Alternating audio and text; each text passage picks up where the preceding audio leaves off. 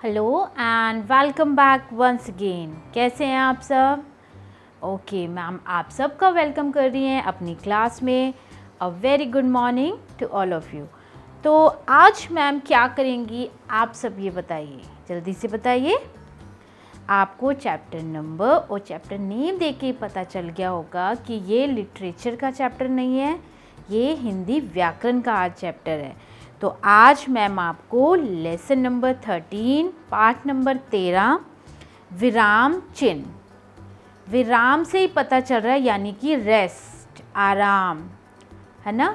विराम का मतलब कि कहीं भी आप कुछ भी बोल रहे हो, कहीं ना, अगर मान लीजिए आप कहीं जा रहे हो तो कहीं ना कहीं तो आप स्टॉप करोगे ना, या आप चलते ही जाओगे। मान लीजिए आपका कोई डेस्टिनेशन है, लाइक जैसे आपको स्कूल जाना है, आपको मार्केट जाना है, तो आप बस चलते ही जाओगे? नहीं, जब मार्केट आएगी तो आप रुक जाओगे, है ना। घर आएगा तो भी आप स्टॉप हो जाओगे। तो वैसे ही सेंटेंसेस में भी होता है, वाक्य में भी होता है कि हम कुछ भी वाक्य बोल रहे हैं, ठीक है, उसके बाद उसका एंड तो होता ही है कहीं ना कहीं। तो उस एंड को हम कैसे ख़त्म करेंगे? और सभी वाक्यों का एक जैसा एंड नहीं हो सकता। लाइक अगर मैंने आपको ये कह रही हूँ कि मैं वहाँ जा रही हूँ, ठीक है, तो अब ये थोड़ा कि सारे सेंटेंस ही मैं ऐसे बोलने वाली हूँ, सारे वाक्य ऐसे ही बोलने वाली हूँ, नहीं।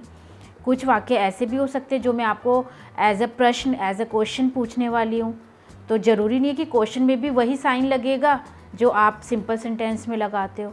तो इसलिए सभी जितने भी वाक्य होते हैं सब डिफरेंट टाइप्स के होते हैं, और उनके जो चिन्ह होते हैं, जो विराम चिन्ह होते हैं, यानी कि अब हमें उस विराम चिन्ह से ये पता चलता है कि अब इस सेंटेंस का एंड हो गया है ना। अगर कहीं कोमा है तो भी हमें पता चलेगा नहीं, यहाँ पर थोड़ा सा रुकना है और फिर आगे चलना है। तो इन जो विराम चिन्ह होते हैं इनसे हमें वाक्य का पता चलता है, ठीक है। और ये सब जो ये चिन्ह होते हैं ये वाक्य में परिवर्तन के लिए होते हैं। जैसे अगर मैं आपसे कोई प्रश्न पूछ रही हूँ तो उसमें भी विराम चिन्ह लगा, उसमें हम क्या पूर्ण विराम लगाएंगे? नहीं, उसमें क्वेश्चन मार्क लगेगा। क्यों? क्योंकि मैं प्रश्न पूछ रही हूँ, है ना। अगर आप आंसर मुझे देंगे तो आप प्रश्न लगाएंगे क्योंकि आप मेरे से प्रश्न पूछ रहे हैं? नहीं, आप आंसर दे रहे हैं, तो आंसर देने के लिए पूर्ण विराम लगता है ना। और अगर मैं आपसे प्रश्न करूँगी तो मुझे क्वेश्चन मार्क लगाना होगा। तो इसमें बहुत सारे सेंटेंसेस है, कोमा है, ब्रैकेट है। अगर आपको कोई मेन पॉइंट होता है तो उसको हम ब्रैकेट यहाँ से ओपन करते हैं, लिखते हैं और फिर ब्रैकेट को क्लोज़ करते हैं, है ना। तो वो हमारा एक इम्पॉर्टेंट साइन हो जाता है, एक इम्पॉर्टेंट हमारी हेडलाइन हो जाती है कि हाँ ये इम्पॉर्टेंट है, ये इसमें कुछ है। तो आज वैसे ही मैम आपको चैप्टर एक्सप्लेन करेंगी विराम चिन्ह, ओके। तो विराम चिन्ह का क्या मतलब है पता है आपको? मैम ने आपको बता दिया है। तो उसके लिए क्या करना पड़ेगा? सबसे पहले आपको अपनी बुक ओपन करनी पड़ेगी। वैसे मैम आपको स्क्रीन से भी आपको एग्जाम्पल भी देंगी, आपको एक्सप्लेन भी करेंगी, लेकिन अगर आपके पास बुक होगी तो थोड़ा सा और आप कंफर्टेबल हो जाएंगे। तो यहाँ पर देखिए स्क्रीन पर चैप्टर आपका 13 मैम ने ऑलरेडी ओपन किया हुआ है, विराम चिन्ह, ठीक है, पंक्चुएशन। तो यहाँ पर देखिए, अब ये दोनों वाक्य आपको पढ़ने में तो एक जैसे लगेंगे, लेकिन इनमें जो कोमा है, जो अल्प विराम है, कोमा तो आपको पता है हम इंग्लिश में कोमा बोलते हैं, लेकिन हिंदी में इसे अल्प विराम कहते हैं, यानी कि थोड़ा सा रेस्ट करने के लिए, थोड़ा सा रुकने के लिए। तो दोनों का देखिए, अगर आप दोनों सेंटेंसेस को रीड करते हो तो क्या है, दोनों एक जैसे लग रहे हैं ना। रुको मत जाओ, रुको मत जाओ, लग रहे हैं ना पढ़ने में? पहले जल्दी से पढ़िए और फिर बताइए, है ना। दोनों सेम सेम लग रहे हैं, लेकिन ये सेम नहीं है। वो क्यों? वो इस अल्प विराम की वजह से। अब वो कैसे, वो तो हम चैप्टर को रीड करेंगे, हमें तब पता चलेगा, है ना। तो जैसे यहाँ पर रुको, हम ऐसे कहना रुको मत जाओ, और हम यहाँ कह रहे हैं रुको मत जाओ। अब आप देखने से तो पता चल रहा है नहीं, दोनों एक जैसे लिखे हुए हैं, लेकिन इनके अल्प विराम की वजह से इनका जो मीनिंग है, जो अर्थ है, वो चेंज हो गया है। कैसे चेंज हो गया है?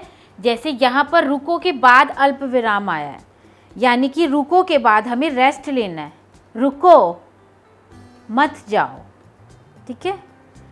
अब यहाँ पर रुको के बाद नहीं है, यहाँ पर रुको मत के बाद अल्प विराम है, कोमा है।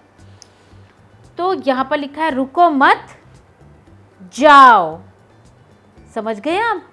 यहाँ पर लिखा है रुको, अब अल्प विराम है तो रुको, थोड़ा सा रेस्ट लेना है, मत जाओ। और यहाँ पर है रुको मत जाओ, तो मीनिंग चेंज हो गया ना। यहाँ पर आपको रुकने के लिए कहा है कि रुको मत जाओ, और यहाँ पर आपको रुकने के लिए मना किया गया है और आपको जाने के लिए कहा गया है। देखने में सेम लग रहे हैं लेकिन इनका मीनिंग थोड़ा सा डिफरेंट है। तो दिए गए चित्रों के सामने लिखे दोनों वाक्य देखने में तो लगभग एक जैसे हैं, लेकिन दोनों के अर्थ यानी मीनिंग बिल्कुल अलग हैं। पहले वाक्य का अर्थ है रुक जाओ, जबकि दूसरे का अर्थ है रुको नहीं। अब इसमें मैं आपको कह रही हूँ रुको, ठीक है, मैंने यहाँ पे रेस्ट ले लिया, रुको। और इसमें मैं आपको कह रही हूँ रुको मत, अब मैंने रेस्ट लिया है, रुको मत कहने के बाद मैंने रेस्ट लिया है। तो इसका मतलब मैं आपको यहाँ पर रुकने के लिए मना कर रही हूँ, मैं आपको जाने के लिए बोल रही हूँ। और ऊपर वाले वाक्य में मैं आपको रुकने के लिए कह रही हूँ, रुको, ठीक है। उसके बाद जबकि दूसरे का अर्थ है कि रुको नहीं चले जाओ, तो यह परिवर्तन, यह जो चेंज हुआ है वाक्य में, ये किसकी वजह से हुआ है? अल्प विराम की वजह से, हमारे विराम चिन्ह की वजह से। तो किसकी वजह से परिवर्तन हुआ है? विराम चिन्ह, पंक्चुएशन की वजह से हुआ है। जिन स्थानों पर थोड़ा रुकना होता है वहाँ विराम चिन्ह का प्रयोग करते हैं।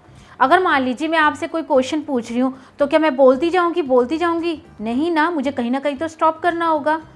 अब मैं ऐसा नहीं कि मैं एक क्वेश्चन ख़त्म नहीं हुआ और मैं आपको दूसरा शुरू कर दूँगी, तो आपको कैसे पता चलेगा, है ना। तो इसलिए एक प्रश्न खत्म हो और दूसरा स्टार्ट करे, उसके लिए क्वेश्चन मार्क होता है, प्रश्न सूचक चिन्ह होता है। उससे पता चलता है कि हमारा एक प्रश्न खत्म हो गया, अब हमारा दूसरा प्रश्न स्टार्ट हो गया। तो यहाँ पर भाषा के कुछ प्रमुख विराम चिन्ह निम्नलिखित हैं। यहाँ पर चिन्ह दिए हुए हैं और उनके नाम दिए हुए हैं। अब आप इंग्लिश का चैप्टर रीड करते हो तो आपको पता भी चलेगा, है ना। ये कोमा है, ये क्वेश्चन मार्क है, ये एक्सक्लेमेशन साइन है, ये हाइफन है और ये ब्रैकेट्स है, ये इन्वर्टेड कॉमास है। इंग्लिश में तो आपको पता है, बट हिंदी में इनके नाम थोड़े से डिफ़िकल्ट भी हैं। तो कोई बात नहीं, आप लर्न करोगे तो आपको जल्दी याद हो जाएंगे। देखिए, पहला है पूर्ण विराम यानी फुल स्टॉप। अब इंग्लिश का जब हमारा कोई सेंटेंस होता है, मान लीजिए मैं यहाँ पर लिख रही हूँ I am a girl, ma'am ने ये लिख दिया। अब यहाँ पे हम पूर्ण विराम लगाएंगे? नहीं, पूर्ण विराम हिंदी में लगता है, इंग्लिश में तो हम फुल स्टॉप लगाते हैं। तो फुल स्टॉप से पता चल जाता है द सेंटेंस इज फिनिश्ड, यहाँ पर फिनिश्ड हो गया। अब यहाँ पर है पूर्ण विराम यानी फुल स्टॉप, हिंदी में पूर्ण विराम हम लगाते हैं।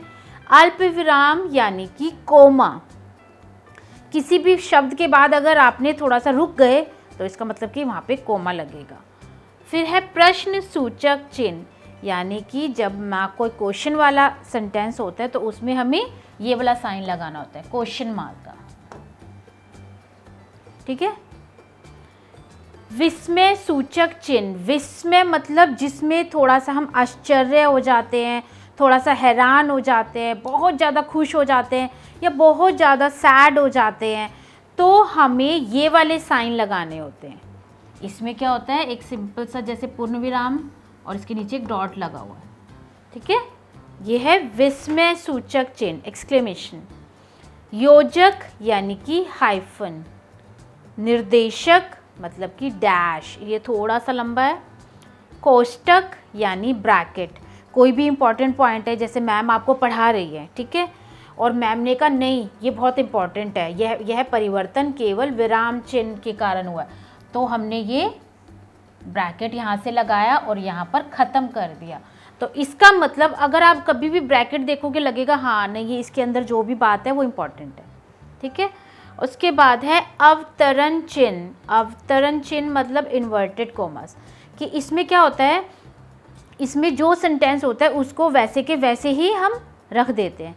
Inverted start, inverted comma start and then उसके बाद जब वाक्य ख़त्म होता है तो उसको हम क्लोज़ कर देते हैं, बंद कर देते हैं। ठीक है, कोई इंपॉर्टेंट बात है तो उसको जो का तो लिखते हैं ना, तो उसके लिए हमें इन्वर्टेड कोमास का लगाना होता है। अवतरण चिन्ह है इसका हिंदी में नाम। ठीक है, उसके बाद ये तो मैम ने आपको जो ये बताए हैं, ये आपको विराम बताए हैं और उनके चिन्ह, विराम और चिन्ह बताए हैं। अब मैम इसके बारे में, इन सभी विराम के बारे में आपको एक्सप्लेन करेंगे। जैसे पहला था हमारा, क्या था, पूर्ण विराम और फुल स्टॉप। अब देखिए यहाँ सिंपल लिखा हुआ है, वाक्य के अंत में पूर्ण विराम का प्रयोग होता है। जैसे मोहन स्कूल जा रहा है, यानी हमारा जो वाक्य है वो ख़त्म हो गया, तो यहाँ पर पूर्ण विराम लग गया। हमने पत्र नहीं लिखा था, तो यहाँ पर भी पूर्ण विराम लग गया। अल्प विराम, वाक्य में थोड़ा रुकने की जगह अल्प विराम का प्रयोग किया जाता है, जहाँ थोड़ा सा रुक रहे हैं। जैसे पढ़ो, चलो, पढ़ो। ठीक है, या मैम ने अभी बोला है पढ़ो मत, चलो, पढ़ो मत, खेलो। मैम पढ़ो मत के बाद थोड़ा सा रुक रही है ना, और अगर मैंने कहा आपको खेलो मत, पढ़ो, तो यानी कि खेलने के लिए मना कर रहे हैं और पढ़ने के लिए कह रहे हैं। और अगर मैं आपको कह रही हूँ पढ़ो मत, खेलो, तो इट मीन्स पढ़ने के लिए मना कर रहे हैं और खेलने के लिए कह रहे हैं। उसके बाद है प्रश्न सूचक चिन्ह। प्रश्न से ही पता चल रहा है कि जहाँ भी प्रश्न पूछे जाएंगे वहाँ उसके अंत में प्रश्न सूचक चिन्ह का प्रयोग किया जाएगा। जैसे क्या तुम बाजार गए थे, तो ये लग गया चिन्ह। राधा कहाँ रहती है, तो ये लग गया चिन्ह यहाँ पर। फिर है योजक यानी कि हाइफन। जब हमें दो शब्दों को एक साथ जोड़ना होता है तो हम हाइफन यानी योजक का इस्तेमाल करते हैं। शब्दों को जोड़ने के लिए योजक चिन्ह का प्रयोग करते हैं। जैसे सुख, दुख। अब आप लिखो सुख इधर लिख दिया आपने, दुख इधर लिख दिया, ऐसे थोड़ी ना होता है। सुख और दुख हमेशा एक साथ लिखे जाते हैं। तो अगर आप सुख दुख एक साथ लिखोगे तो पढ़ने में भी डिफ़िकल्टी होगी और ये भी नहीं पता चलेगा कि ये दोनों अलग अलग शब्द है। सुख दुख तो हो जाएगा जैसे एक साथ, तो सुख और दुख दोनों शब्द अलग अलग हैं, तो इसलिए उसके बीच में हाइफन यानी कि योजक लगाया जाता है। माता पिता, राजा रानी, देश विदेश, इन सब के बीच में देखिए हाइफन लगा हुआ है। उसके बाद है विस्मय सूचक चिन्ह। विस्मय आदि बोधक अव्यय शब्दों के बाद इस चिन्ह का प्रयोग किया जाता है। मैम ने आपको प्रीवियस चैप्टर हमारा कौन सा था, अविकारी शब्द था, उसमें आपको इसके बारे में बताया भी था, विस्मय आदि बोधक अव्यय के बारे में। इसमें क्या होता है, जैसे कि कोई हमें आश्चर्य हुई है ना, कोई हैरानी की बात हुई, कोई बड़ी खुशी की बात हुई, बड़ा गुस्सा आ रहा है, बड़े दुखी हो रहे हैं या घृणा कर रहे हैं, किसी से हेट कर रहे हैं, तो इन चिन्हों का इस्तेमाल किया जाता है। ठीक है, जैसे वाह, अरे, शाबाश।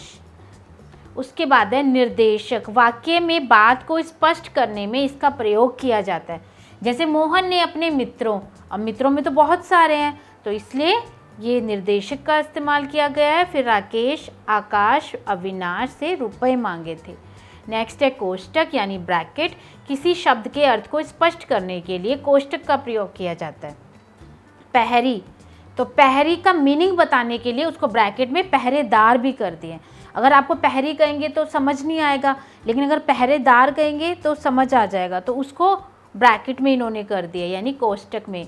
अवतरण चिन्ह में किसी की बात को जो का त्यों लिखने में अवतरण चिन्ह का प्रयोग किया जाता है। जैसे नेहरू जी ने कहा आराम हराम है, तो ये इंपॉर्टेंट पॉइंट्स है, इसको इन्वर्टेड हो। शाम ने कहा यानी हम उसकी बात को बिल्कुल वैसा का वैसा ही बोल रहे हैं।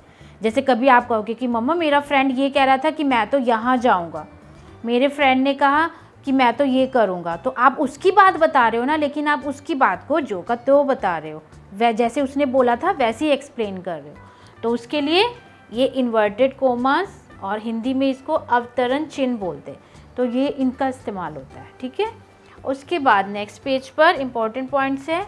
वाक्य में रुकने के स्थान पर विराम चिन्हों का प्रयोग किया जाता है। विराम चिन्हों के सही प्रयोग न करने से वाक्य का अर्थ बदल जाता है। अगर मैं प्रश्न पूछ रही हूँ और मैं प्रश्न में क्वेश्चन मार्क की जगह अगर मैं पूर्ण विराम लगा देती हूँ या कोमा लगा देती हूँ तो उसका मीनिंग ही चेंज हो जाएगा, है ना। वो लगेगा कि प्रश्न है, नहीं, ऐसा लगेगा अगर आप मैंने कोमा लगाया इसका मतलब इसके आगे भी कुछ बात है। उसके बाद है वाक्य के अंत में पूर्ण विराम का प्रयोग होता है और प्रश्न सूचक वाक्य वाक्यों के अंत में प्रश्नसूचक चिन्ह का प्रयोग होता है, यानी ये वाला चिन्ह। ठीक है, तो ये आपकी एक्सप्लेनेशन यहाँ पर कंप्लीट कर दी है मैम ने। बाकी का चैप्टर हम मैम आपको इसका बुक वर्क और इसके क्वेश्चन आंसर्स कराएंगी अपनी नेक्स्ट क्लास में। तब तक आप सब वेट कीजिए, एक बार इस चैप्टर को घर पर अच्छे से रीड करना है और मैम की क्लास का वेट करते रहिए। So keep watching and take care of yourself.